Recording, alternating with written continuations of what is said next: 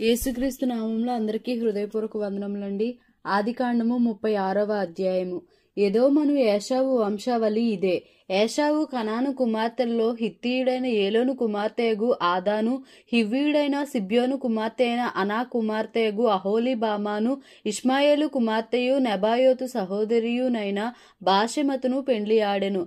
ఆదా ఏశావునకు ఎలీఫజును కనెను, బాషెమతు రగూయేలును కనెను. అహోలీబామా యూషును, యాలామును, కోరహును కనెను. కనాను దేశంలో ఏశావునకు పుట్టిన కుమారులు వీరే. ఏశావు తన భార్యలను, తన కుమారులను, కుమార్తెలను, తన ఇంటి వారినందరినీ, తన మందలను, తన సమస్త పశువులను, తాను కనాను దేశంలో సంపాదించిన ఆస్తి యావత్తును తీసుకొని తన తమ్ముడైన యాకోబు ఎదుట నుండి మరి ఒక దేశమునకు వెళ్లిపోయెను. వారు విస్తారమైన సంపద గలవారు గనుక వారు కలిసి నివసింపలేకపోయిరి. వారి పశువులు విశేషమై ఉన్నందున వారు పరదేశులయుండిన భూమి వారిని భరింపలేకపోయెను. అప్పుడు ఏశావు షేయీరు మన్యంలో నివసించెను. ఏశావు అనగా ఎదోము.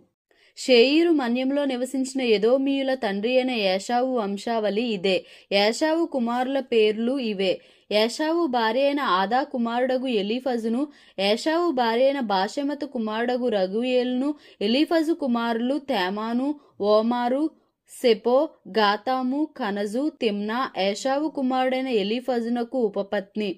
ఆమె ఎలీఫజుకు అమాలేకును కనెను. వీరు ఏశావు భార్య అయిన ఆదా కుమారులు. రగూయేలు కుమారులు నహతు, జెరహు, షమ్మా, మిజ్జా. వీరు ఏశావు భార్య అయిన బాషెమతు కుమారులు.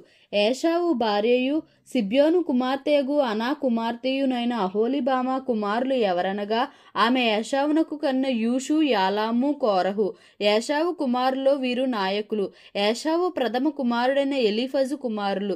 తేమాను నాయకుడు, ఓమారు నాయకుడు, సెపో నాయకుడు, కనజు నాయకుడు, కోరహు నాయకుడు, గాతాము నాయకుడు, అమాలేకు నాయకుడు. వీరు ఎదోము దేశమందు ఎలీఫజు నాయకులు. వీరు ఆదా కుమారులు. వీరు ఏశావు కుమారుడైన రగూయేలు కుమారులు. నహతు నాయకుడు, జెరహు నాయకుడు, షమ్మా నాయకుడు, మిజ్జా నాయకుడు. వీరు ఎదోము దేశమందు రగూయేలు సంతానపు నాయకులు. వీరు ఏశావు భార్య అయిన బాషెమతు కుమారులు. వీరు ఏశావు భార్య అయిన అహోలీబామా కుమారులు. యూషు నాయకుడు, యగ్లాము నాయకుడు, కోరహు నాయకుడు. వీరు అనా కుమార్తెయు ఏశావు భార్యనైన అహోలీబామా పుత్ర సంతానపు నాయకులు. ఎదోమను ఏశావు కుమారులు వీరు. వారి వారి సంతానపు నాయకులు వీరు. ఆ దేశ నివాసులైన హోరీయుడైన షేయిరు కుమారులు లోతాను, శోబాలు, సిబ్యోను, అనా, దిషోను, ఏసెరు, దీషాను. వీరు ఎదోము దేశమందు షేయిరు పుత్రులైన హోరీయుల నాయకులు. లోతాను కుమారులు హోరీ, హేమీము. లోతాను సహోదరి తిమ్నా. శోబాలు కుమారులు అల్వాను, మానహదు, ఏబాలు, షపో, ఓనాము. సిబ్యోను కుమారులు అయ్యా, అనా. ఆ అనా తన తండ్రి అయిన సిబ్యోను గాడిదలను మేపుచుండి అరణ్యంలో ఉష్ణధారలు కనుగొనినవాడు.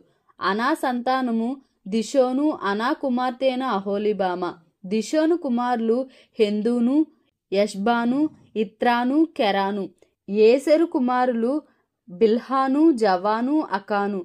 దీషాను కుమారులు ఊజు, అరాను.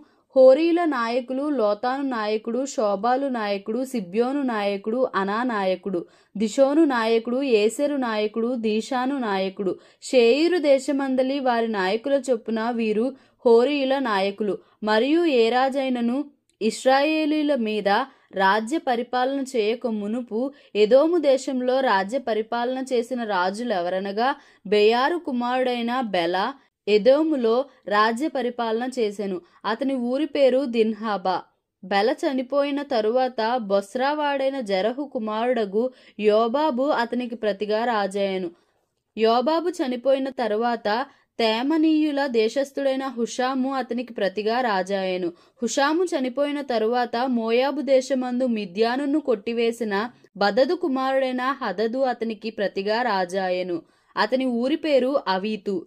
హదదు చనిపోయిన తరువాత మష్రేకా వాడైన షమ్లా అతనికి ప్రతిగా రాజాయను. షమ్లా చనిపోయిన తరువాత నదీ తీరమందలి రహెబోతు వాడైన షావూలు అతనికి ప్రతిగా రాజాయను.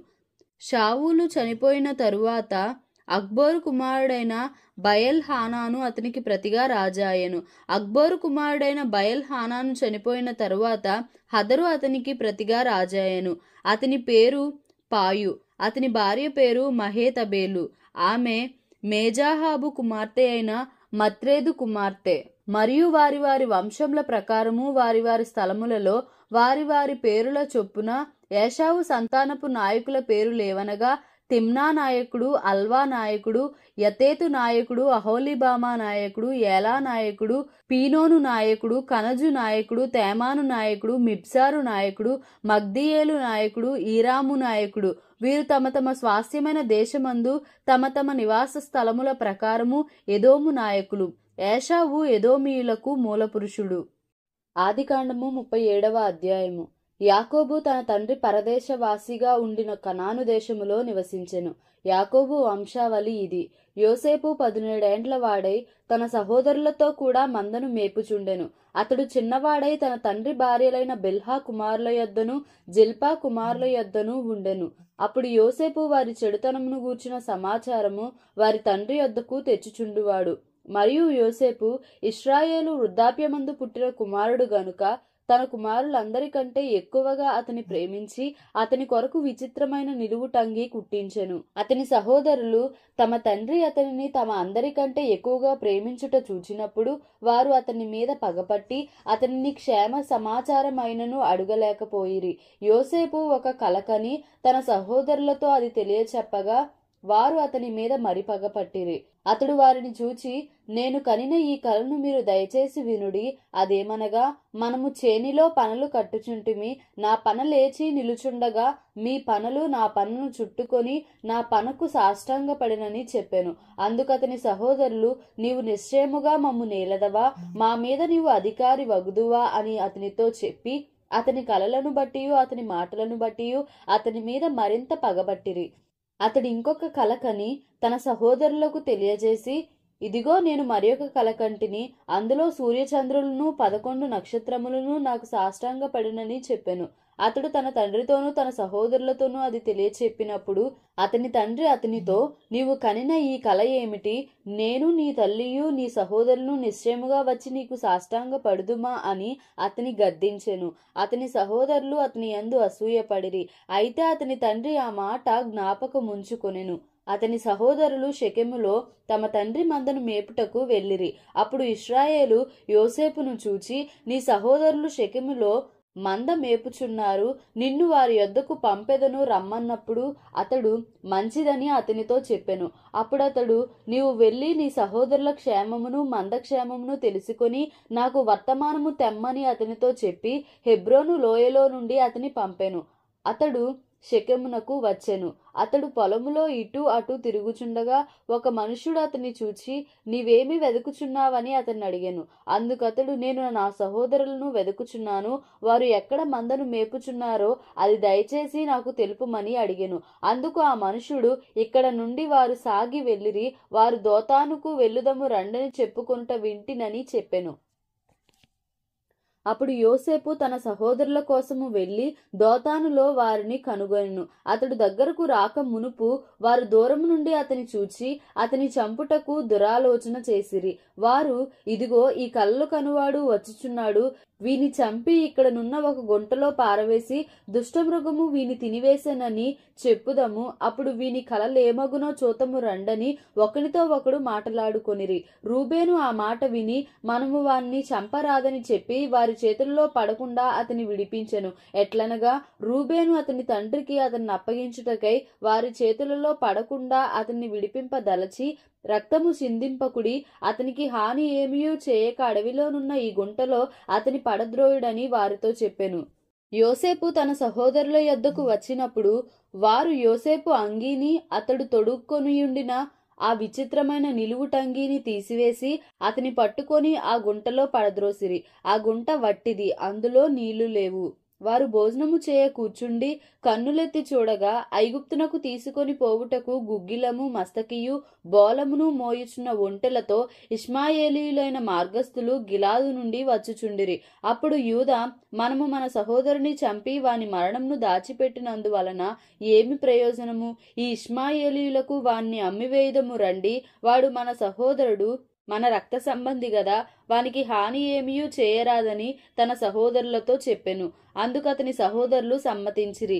మిద్యానీయులైన వర్తకులు ఆ మీదుగా వెళ్ళుచుండగా వారు ఆ గుంటలో నుండి యోసేపును పైకి తీసి ఆ ఇష్మాయేలీయులకు 20 తులముల వెండికి అతనిని అమ్మివేసిరి. వారు యోసేపును ఐగుప్తునకు తీసుకొని పోయిరి. రూబేను ఆ గుంటకు తిరిగి వచ్చినప్పుడు యోసేపు గుంటలో లేకపోగా అతడు తన బట్టలు చింపుకొని తన సహోదరుల యొద్దకు తిరిగి వెళ్ళి, చిన్నవాడు లేడే, అయ్యో నేనెక్కడికి పోదుననగా వారు యోసేపు అంగీని తీసుకొని ఒక మేకపిల్లను చంపి దాని రక్తంలో ఆ అంగీ ముంచి ఆ విచిత్రమైన నిలువుటంగీని పంపగా వారు తండ్రి యొద్దకు దానిని తెచ్చి, ఇది మాకు దొరికెను, ఇది నీ కుమారుని అంగీ అవునో కాదో గుర్తుపట్టుమని చెప్పిరి. అతడు దాన్ని గుర్తుపట్టి, ఈ అంగీ నా కుమారునిదే, దుష్టమృగము వాని తినివేసెను, యోసేపు నిశ్చయముగా చేల్చబడిననెను. యాకోబు తన బట్టలు చింపుకొని తన నడుమున గోనెపట్ట కట్టుకొని అనేక దినములు తన కుమారుని నిమిత్తము అంగలార్చుచుండగా అతని కుమారులందరూ అతని కుమార్తెలందరూ అతనిని ఓదార్చుటకు యత్నము చేసిరి. అయితే అతడు ఓదార్పు పొందనొల్లక, నేను అంగలార్చుచు మృతుల లోకమునకు నా కుమారుని యొద్దకు వెళ్ళదనని చెప్పి అతని తండ్రి అతని కోసము ఏడ్చెను. మిద్యానీయులు ఐగుప్తునకు అతని తీసుకొని పోయి ఫరో యొక్క ఉద్యోగస్తుడును రాజ సంరక్షక సేనాధిపతియునైన పోతీఫరునకు అతనిని అమ్మివేసిరి. ఆదికాండము 38వ అధ్యాయము. ఆ కాలమందు యూదా తన సహోదరులను విడిచి హీరా అను ఒక అదుల్లామీయుని యొద్ద ఉండుటకు వెళ్ళెను. అక్కడ షూయా అను ఒక కనానీయుని కుమార్తెను యూదా చూచి ఆమెను తీసుకొని ఆమెతో పోయెను. ఆమె గర్భవతి అయి కుమారుని కనగా అతడు వానికి ఏరు అను పేరు పెట్టెను.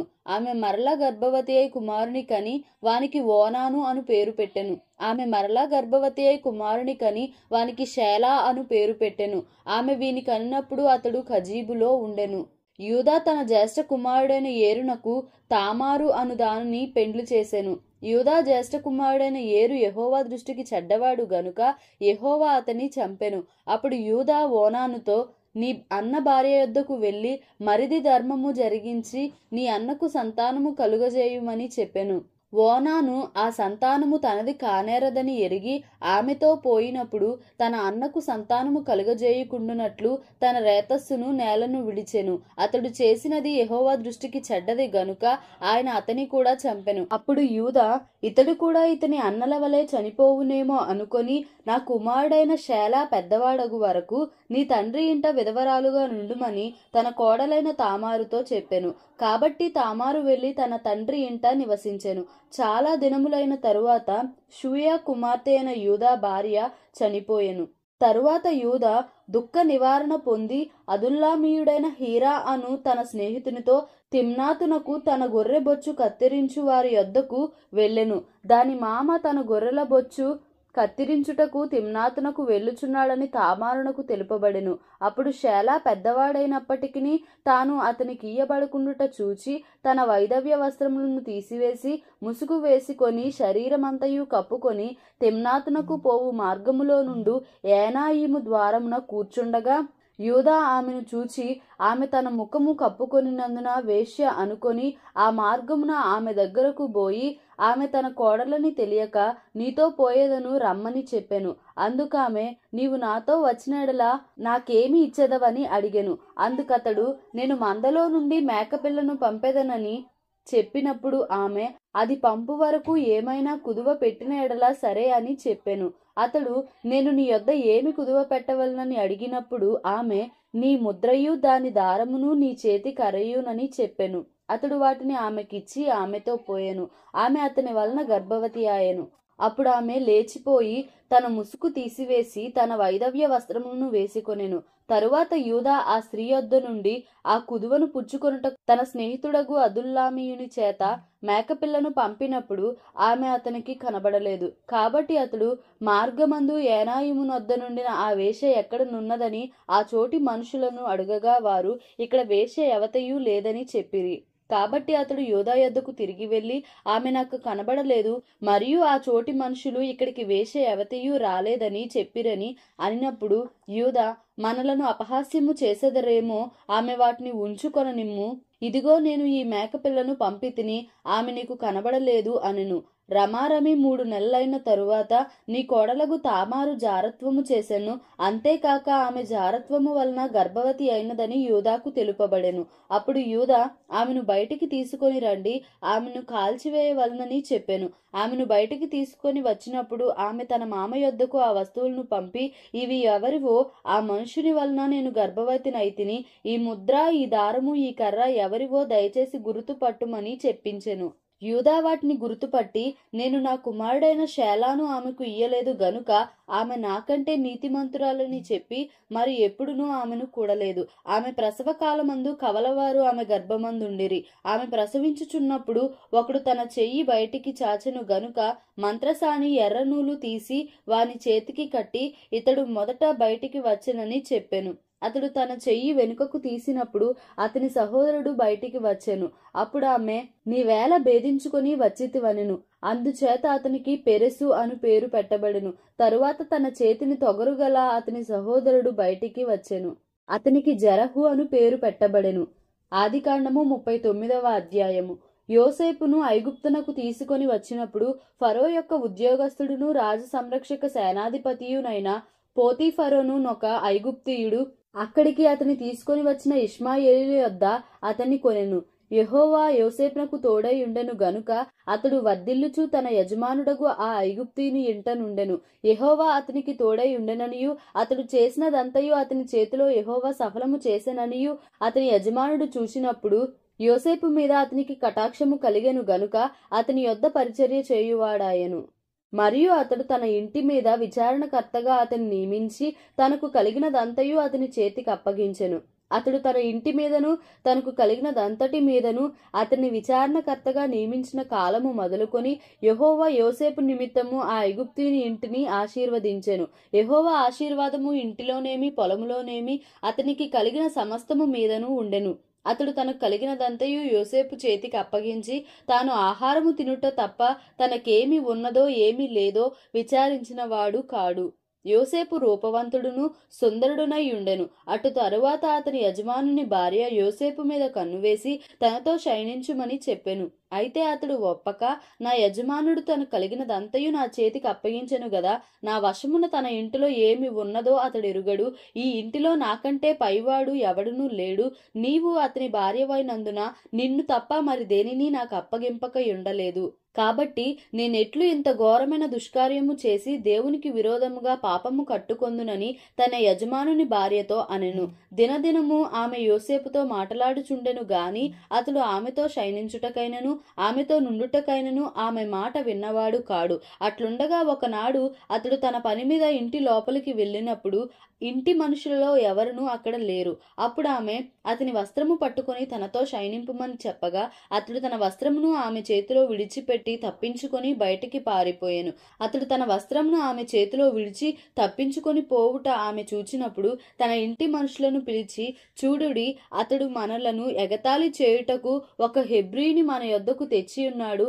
నాతో శయనింపవలనని వీడు నా యొద్దకు రాగా నేను పెద్ద కేక వేసి తిని, నేను బిగ్గరగా కేక వేయుట వాడు విని నా దగ్గర తన వస్త్రమును విడిచిపెట్టి తప్పించుకొని బయటికి పారిపోయినని వారితో చెప్పి అతని యజమానుడు ఇంటికి వచ్చు వరకు అతని వస్త్రము తన దగ్గర ఉంచుకొనెను. అప్పుడు ఆమె తన భర్తతో ఈ మాటల చొప్పున చెప్పెను. నీవు మన యొద్దకు తెచ్చిన ఆ హెబ్రీ దాసుడు నన్ను ఎగతాళి చేయుటకు నా యొద్దకు వచ్చెను. నేను బిగ్గరగా కేకవేసినప్పుడు వాడు తన వస్త్రము నా దగ్గర విడిచిపెట్టి తప్పించుకొని బయటికి పారిపోయానెను. కాబట్టి అతని యజమానుడు, ఇట్లు నీ దాసుడు నన్ను చేసెనని తన భార్య తనతో చెప్పిన మాటలు విన్నప్పుడు కోపముతో మండిపడి అతన్ని పట్టుకొని రాజు ఖైదీలు బంధింపబడి చెరసాలలో వేయించెను. అతడక్కడ చెరసాలలో ఉండెను. అయితే యెహోవా యోసేపునకు తోడయుండి అతని యందు కనికరపడి అతని మీద ఆ చెరసాల యొక్క అధిపతికి కటాక్షము కలుగునట్లు చేసెను. చెరసాల అధిపతి ఆ చెరసాలలో ఉన్న ఖైదీలనందరినీ యోసేపు చేతికి అప్పగించెను. వారక్కడ ఏమి చేసిరో అదంతయు అతడే చేయించువాడు. యెహోవా అతనికి తోడయుండెను గనుక ఆ చెరసాల అధిపతి అతని చేతికి అప్పగింపబడిన దేని గూర్చియు విచారణ చేయకయుండెను. అతడు చేయునది యావత్తు యెహోవా సఫలమగునట్లు చేసెను. ఆదికాండము 40వ అధ్యాయము. అటు పిమ్మట ఐగుప్తు రాజు యొక్క పానదాయకుడును భక్ష్యకారుడును తమ ప్రభువైన ఐగుప్తు రాజు ఎడల తప్పు చేసిరి గనుక ఫరో పానదాయకుల అధిపతియు భక్ష్యకారుల అధిపతియునైన తన ఇద్దరు ఉద్యోగస్తుల మీద కోపపడి వారిని చెరసాలలో నుంచుటకై రాజ సంరక్షక సేనాధిపతికి అప్పగించెను. అది యోసేపు బంధింపబడిన స్థలము. ఆ సేనాధిపతి వారిని యోసేపు వశము చేయగా అతడు వారికి ఉపచారము చేసెను. వారు కొన్ని దినములు కావలిలో నుండిన తరువాత వారిద్దరూ అనగా చెరసాలలో బంధింపబడిన ఐగుప్తు రాజు యొక్క పానదాయకుడును భక్ష్యకారుడును ఒక్కటే రాత్రి అందు కలలు కనిరి. ఒక్కొక్కడు వేరువేరు భావముల కల కనెను. తెల్లవారినప్పుడు యోసేపు వారి యొద్దకు వచ్చి వారిని చూడగా వారు చింతాక్రాంతులై ఉండిరి. అతడు ఎందుచేత నేడు మీ ముఖములు చిన్నబోయి ఉన్నవని తన యజమానుని ఇంట తనతో కావలి అందున్న ఫరో ఉద్యోగస్తులను అడిగెను. అందుకు వారు, మేము కలలు కంటిమి, వాటి భావము చెప్పగలవారెవరనూ లేరని అతనితో ననగా యోసేపు వారిని చూచి, భావములు చెప్పుట దేవుని అధీనమే గదా, మీరు దయచేసి ఆ కలలు నాకు వివరించి చెప్పుడనెను. అప్పుడు పానదాయకుల అధిపతి యోసేపును చూచి, నా కలలో ఒక ద్రాక్షావల్లి నా ఎదుట ఉండెను. ఆ ద్రాక్షావల్లికి 3 తీగెలుండెను. అది చిగిరించినట్టు ఉండెను. దాని పువ్వులు వికసించెను. దాని గెలలు పండి ద్రాక్ష ఫలములాయెను. మరియు ఫరో గిన్నె నా చేతిలో ఉండెను. ఆ ద్రాక్ష ఫలములు నేను పట్టుకొని ఫరో గిన్నెలో వాటిని పిండి ఆ గిన్నె ఫరో చేతికిచ్చితినని తన కలను అతనితో వివరించి చెప్పెను. అప్పుడు యోసేపు, దాని భావం ఇదే, ఆ 3 తీగలు 3 దినములు, ఇంకా 3 దినములలోగా ఫరో నీ తలను పైకెత్తి నీ ఉద్యోగము నీకు మరలా ఇప్పించును. నీవు అతనికి పానదాయకుడవై ఉన్న నాటి మర్యాద చొప్పున ఫరో గిన్నెను అతని చేతికి అప్పగించదవు. కాబట్టి నీకు క్షేమము కలిగినప్పుడు నన్ను జ్ఞాపకము చేసుకొని నా యందు కరుణించి ఫరోతో నన్ను గూర్చి మాట్లాడి ఈ ఇంటిలో నుండి నన్ను బయటికి రప్పించుము.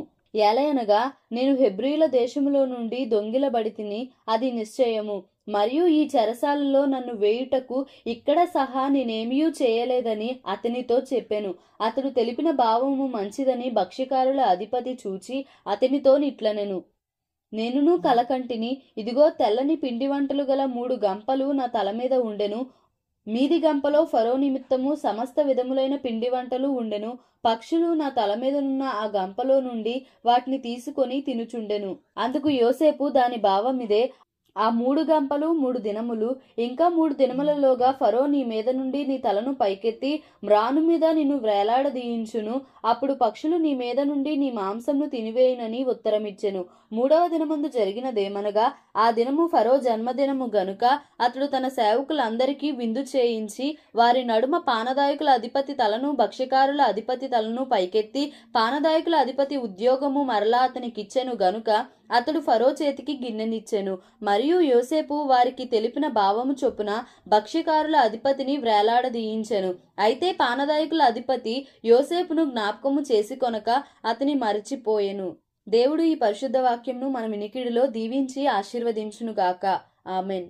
Please like, share and subscribe for more videos.